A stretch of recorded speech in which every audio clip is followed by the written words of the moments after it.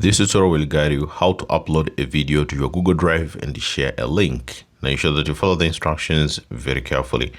Let's say we've created a folder and we have named it New Videos. Now if you want to upload a video directly to this folder here, or maybe if you want to just upload a video to your drive, it's very easy.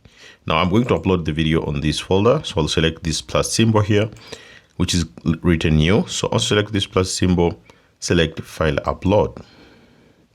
And then also select File Upload, navigate to where the videos are, and make sure to choose the video that you want to upload. Now, I want to upload this video, so select the video and then click Open.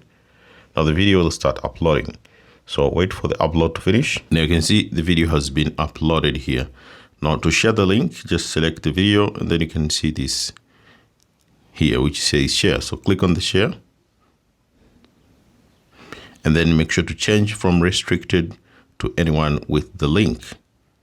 So if you set to anyone with the link, you can either choose to be a viewer, commentator if you can comment on the video, or you can choose editor, where if you select editor, he will be able to even delete the video. So maybe if you want him only to view the video, set view. If you want him to comment on the video, and then select commentator.